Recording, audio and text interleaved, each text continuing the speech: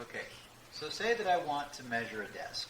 I've got a desk right here. I've got my measuring tool, which is just a metric ruler. I'm a very short person. This is in centimeters.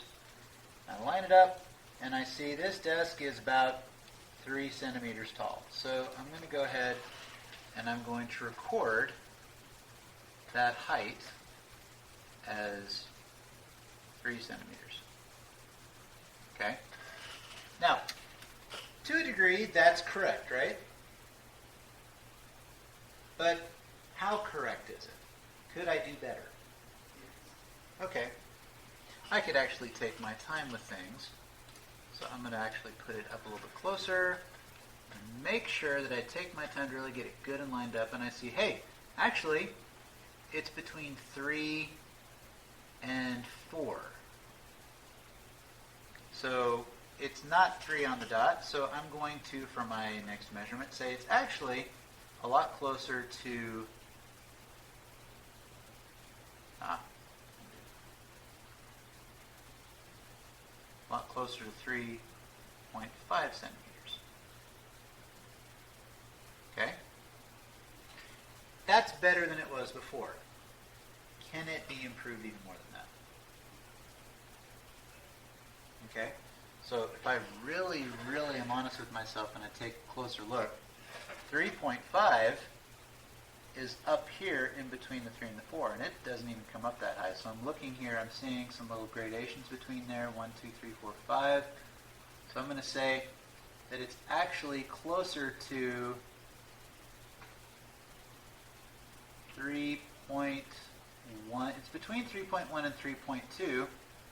So I could come over and I could say something to the effect of it's actually 3.15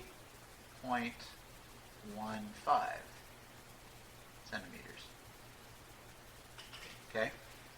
So that's better than it was before. Could I, in theory, get even more precise than that? Yes. Okay. Absolutely. So what I want you all to understand, I want you to understand a couple things. First of all 3 of these, to a degree, are correct measurements. Precision increases, though, as the numbers themselves, if you look at the numbers themselves. What's happening to it? How is the bottom one different from the one on top? Okay. So I have done what compared to this right here? I have more decimal places, right? It comes out to an increasingly precise number of decimal places. If I had a more precise measuring tool than this, could I even hypothetically come out to like the thousandths place or the 10,000ths place or so on? Sure. Now, the second thing I want you to realize about all of these measurements is that none of them are perfectly accurate. And even if I really, really took my time and looked at things with a microscope and had a ruler that went down smaller than millimeters, I still am not going to get a perfect measurement. It's impossible for several reasons. Who can think of one? What is the tool that I'm using here? It's a ruler, right? And do you expect that this particular ruler itself is all that precise? Probably not. And so the tool that you're using affects precision. But even if I had, like I said, a really high dollar tool, it's still made by human beings, right? And what's one fundamental truth about human beings? We're not perfect, exactly right. Who is doing the measuring? People, another human being. So you've got inaccuracy coming from the observer, inaccuracy coming from the tool itself. Someone in another class said, well, what if you had robots do it for you? Well, that sounds like a great idea, but who made the robots? So again, you've got imperfect beings making things, and no matter how good we are at it, we will continue to make imperfect instruments. So the answer here is not just to give up and flip the table and toss the desk out or anything. The answer is when we are dealing with measured numbers, we know that there's going to be inaccuracy built in. And so if we have any math involving those measured numbers, what's going to be true of all the math? It's also going to be inaccurate, exactly. And so there's a system put in place for measured numbers, and it's called the significant figure system. Okay, and the whole purpose of sig figs, as we call them, is to take some of the error out of doing math when you're using measured numbers. Big disclaimer, this is not true of the math that you have, say, in a math class. When you're dealing with numbers in a math class, you're dealing with perfect numbers. When you're dealing with math in a science class, you're dealing with measurements. So, if you walk into class and tell your math teacher that 2 plus 2 may not equal 4, they're going to look at you funny, and they're going to be right to. But when you were in here, 2 plus 2 may not equal 4, if those 2's were measured. So, both in the slide that you have and also in the slides I'm going to throw up here, I'm going to introduce to you some of the rules for significant figures. Actually, before I do that, what I'm going to do is I'm going to throw a new slide in here. Insert blank page. Fabulous. So let's put it right here. And on this blank page, I'm going to put some seemingly random numbers. Okay? So let me find the pens here. Seemingly random number 1 is going to be 2,560. Seemingly random number 2 is going to be 705.00.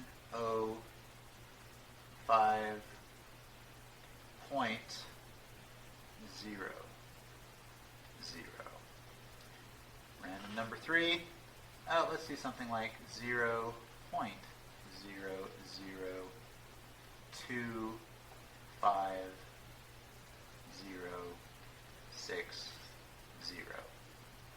And seemingly random 4, I don't know, let's do 1006.020.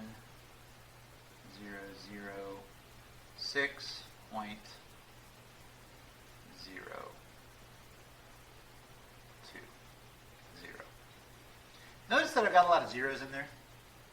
There's a reason for that. I'm not just doing it because I like to say 0, although it's a very appealing sounding number. I like it. So when we look at these, we're going to assume that all 4 of these are measured numbers that someone took and someone wrote down based on their imperfect tools and based on their imperfect observations. And so when we're looking at a measured number, we need to figure out how to tell if a digit in that number is significant. So the first rule, if you have a non-zero digit, then we consider it to be significant. What do I mean by non-zero? I mean anything 1, 2, 3, 4, 5, 6, 7, 8, 9. That is not a 0. So if a digit is not a 0, then we assume that it is significant. So let me come up here. Let me grab a very friendly shade of green. And how do I have any non-zeros in this first number here? Okay, what are they? The 2, the 5, and the 6. How about this next number here? 7 and the 5. Okay. Next number down here? 2, 5, and 6 again? How about down here? Anything else? And the 2. So, because of the first rule, we know that if a digit is not a 0, we know that it's significant. So that eliminates, 9/10 of the digits you're going to run into. Let's look at the next rule. The next rule has to do with zeros, and it says that leading zeros don't count. Now, let me tell you what I mean by a leading 0. A leading 0 is a 0 that is out in front of all of your other non-zeros. Okay? So coming back to my examples here, does the first number here have any leading zeros? No. How about the second number? How about the third number? Yes. We just found out that leading zeros are not considered significant. So I'm going to go ahead and I'm going to say no, no, and no to those. Do I have any leading zeros here? All right. So that's 2 rules down.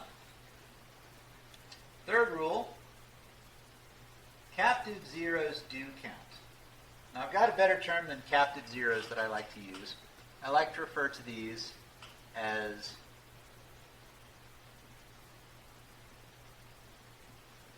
sandwich zeros. So if you've got a zero sandwich, that's a zero that is squished somewhere in between some non-zeros. Okay? Coming back to our numbers here, do I have any sandwich zeros in the first number? Do I have any in the second number? Yes. I do. So it's this guy right here. So he is considered to be significant because he is a sandwich. Okay? How about in this number? Yes. Okay, where? Six. Between the 5 and the 6, yes. So he is also sandwich. Okay, how about down here? All of them except for the last one. All of them except the last one. These two are both considered sandwiches, right? And this one here is considered a sandwich. So it doesn't matter how big the sandwich is, by the way, okay? If it's got bread on either end, it's still considered a sandwich. And so you can have a dozen zeros in between any two non-zeros, and they still count. So then the final rule, this is the only one that has an if in it. Trailing zeros do count if the number contains a decimal. Okay? Trailing zeros right here, what I'm talking about are zeros that come after all of the non-zeros. And it's the only one where we've got an if as part of our rule. So looking back at this, do I have trailing zeros on the first number here? It doesn't count. It is not considered significant because there's no decimal present, so we'd say no on that one. Do I have trailing zeros here? Okay. Do they count? Yes, they do. Why? There's a decimal there. It doesn't even have to be behind the decimal. So long as the decimal is present, then both of these do count. Okay? What about here? Following zeros? Okay. Does it count? Why? Decimal over here, so we do count it. How about this one here? Yes, again, because there's a decimal. So if I was to look at each of these different numbers here, and I was asking for you to tell me how many significant figures or how many sig figs it has, how many are present in this first number? There are 3 present here, right? Okay. How about here? 5. 1, 2, 3, 4, 5. Okay, how about here? 5 again, just these 5 here at the end. Okay. And the last one. Wow, 1, 2, 3, 4, 5, 6, 7. All of them. Now, what you may not completely understand at this point is what is significant about the term significant. Okay? Please understand, significant does not mean important. All digits are important, but not all digits are significant. And I'll explain why. If you take a look at these right here, that 0 is very important, right? Because if for some reason that 0 were to disappear, what does that do to my number? It makes it smaller. It completely changes its value, right? Okay? So it's important because it adds place value. It tells you where all of the non-zeros are supposed to go. In the same way, what's the purpose of these zeros up here? Place value. If I were to take them away, again, it would completely change the value of that number. So zeros that are existing only for place value are important, but they're not significant. Come back to my desk right here. Actually, my desk I don't have any zeros on, so I don't know why I said that. So those are the rules for determining sig figs. We're still not entirely done. There's one more rule. I'm not sure if it made it on the slide here. It did not. So let me just tell you about it. Okay. Take a look at the picture up there. How many fingers do you see? Okay. 4. No, 8. This is not a trick question. It's not meant to be one.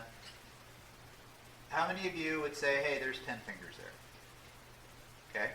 Now, is it possible that there's 10.01 fingers there? Is it possible that there's actually only like 9.993 fingers there? So, how sure are you that there are 10 fingers there? Very, very sure. Did you have to measure anything to figure out, hey, there's 10 fingers?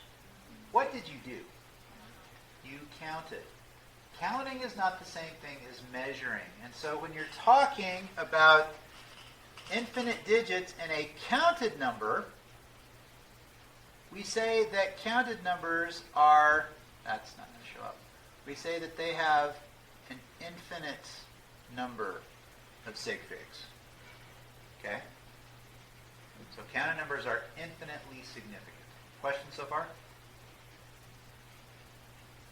All right. Then let's take a look at some of these practice problems that you've got in your sig fig folder here. I'm going to pull up the Google Doc. I'm going to make a copy real quick. So I don't mess up my original. And I'm going to blow it up some.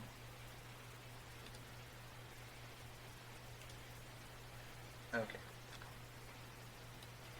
So, taking a look at the first few examples right here, and let's go back and let's recall our rules for significant figures. Okay. I don't think this is going to let me draw here. So, looking at this first one, our first rule is if it's a non-zero, it's significant. Okay? How many non-zeros do I have here? Okay, does that take care of all my digits? Okay, then that means for this first one, I've got 4 sig figs. Let's take a look at our second one. Second one, how many non-zeros do I have? 2, the 3 and the 1. Okay, do I have any sandwich zeros? I do, that one in the middle. Okay, do I have any leading zeros up front? No. Do I have any following zeros? Okay. It doesn't count because there's no decimal there, so I don't consider it significant. So how many sig figs do I have here? I have 3. Just those first 3. Skipping ahead just a bit, I'm going to say 4, 5, and 6 because 4, 5, and 6 is a really good way for you to check and see if you understand this. Let's look at, let's look at number 9. Okay, how many non-zeros do I have in number 9? I've got 2, the 2 and the 3. Okay. Do I have any sandwich zeros? No. Do I have any leading zeros? I do. Are leading zeros significant? They are not. Are they important? Yes. Because they tell me that instead of just 23, I've got 0.0023 or like 23, what would that be? 10 thousandths? Awfully tiny. Okay. So for this, I've only got 2 sig figs. Now, let's pop up to number 7. On number 7, how do I even begin to approach that and figure out which ones are significant or not?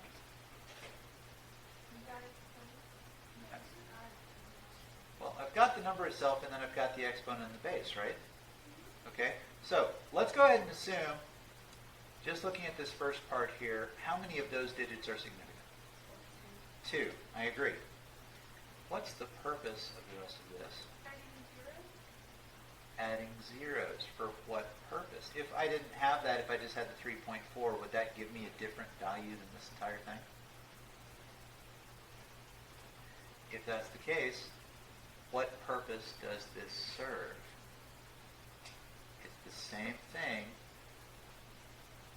as putting zeros out in the front like we have down here.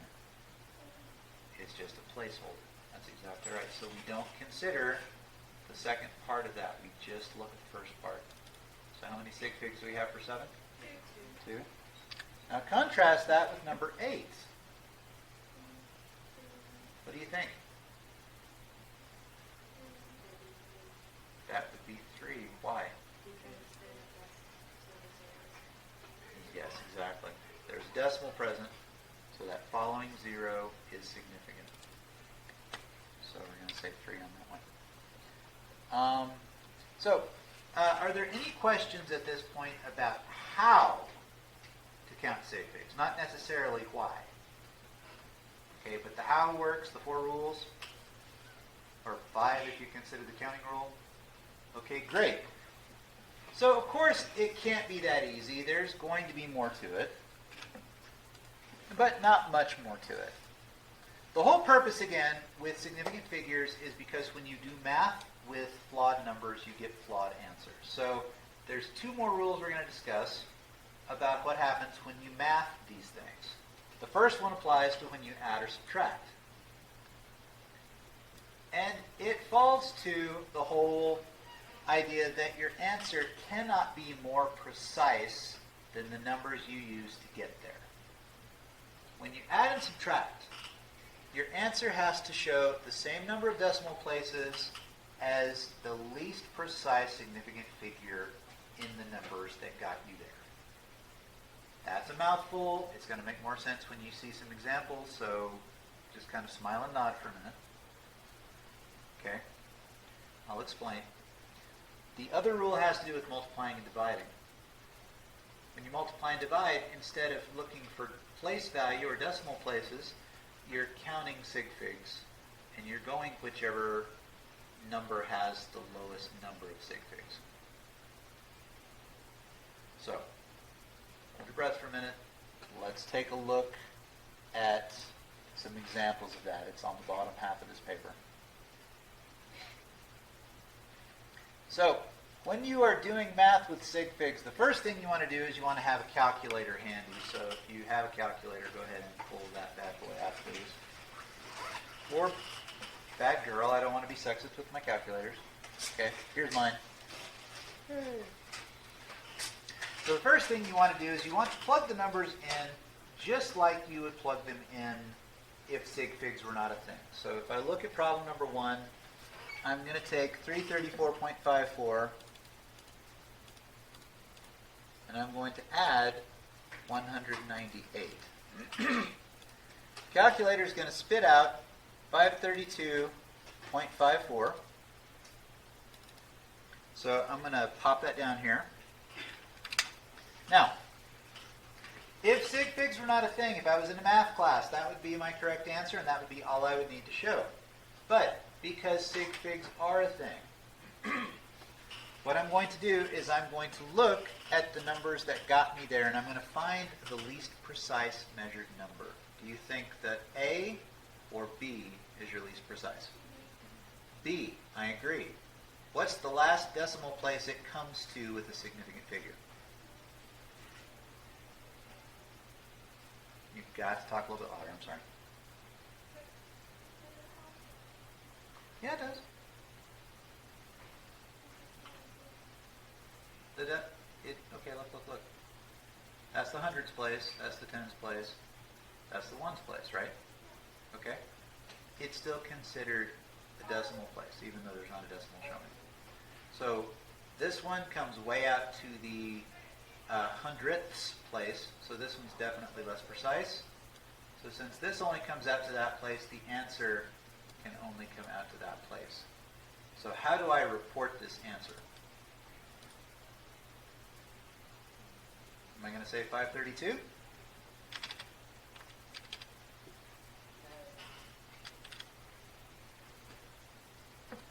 Is that right?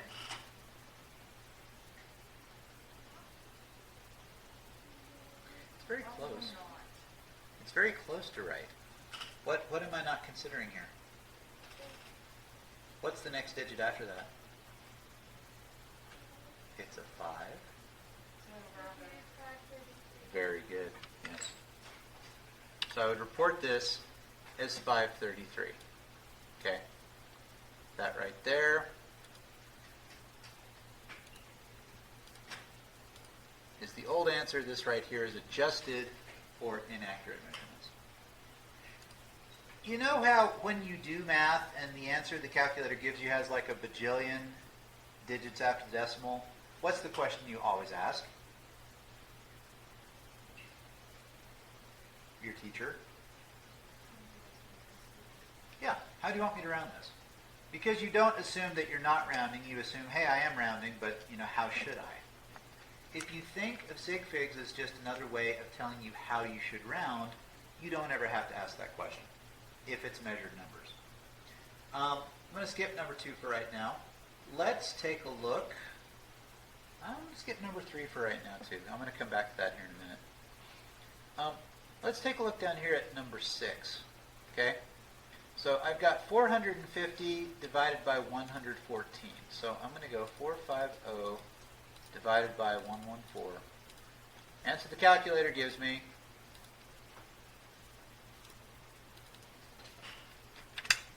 it's got a whole lot of digits on it, right? Since I am dividing or multiplying, what I'm going to do is I'm going to count sig figs. How many sig figs are there in the number 450? 2, the 4 and the 5, because there's no decimal there. How many are right here? 3. So, hard math question, what's smaller, 2 or 3? 2. So, since there's only 2 sig figs here, I can only show 2 sig figs here. How do I report this? 3.9. I get rid of all that mess. Okay? Now, I will tell you, especially if you've got a natural inclination toward math, there's going to be situations where significant figures are going to make you very angry. And the thing to keep in mind is it's not the number's fault.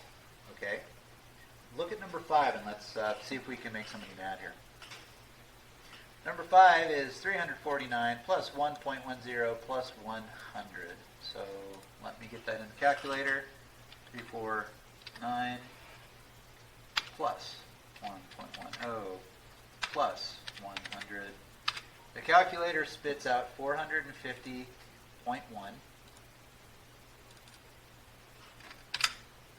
Now, look at the 3 numbers that got me there. We're adding, so we need to find our least precise number and see to what place value that least precise sig fig is. Which one of those 3 do you think is least precise? Why is 100 less precise? It's got trailing zeros on it, but there's no decimal place present. That's right. So, what's the last sig fig in this number? What place value is that one in? The hundreds place, which means I can only show this out to the hundreds place. So what does it become when I only show it to the hundreds place? Does that make anybody else angry? Yes, and it should, okay? Because you were brought up to believe better than that, okay? That is so very not right. Because look, it is just a hair past the halfway point between 400 and 500, correct? It could have just as easily been lower as it could have been higher. So the trick here is not to be angry at the numbers or angry at the system. Feel free to take out your anger on your goober lab partner who didn't use very precise measurements and they just wrote down, oh, it's 100. Because you don't know if it was 100, or you don't know if they just kind of threw a meter stick up there and said, yeah, it's about 100. And since there's low precision there, you have to account for that low precision in your math. I know, it's frustrating, I understand, but it is a thing. Okay? So this kind of takes us to the end of the new information. I was going to go ahead and stop the video and then talk a little bit about a few more of these examples and see if maybe I could answer your questions before you get there. But does anybody have any questions right now?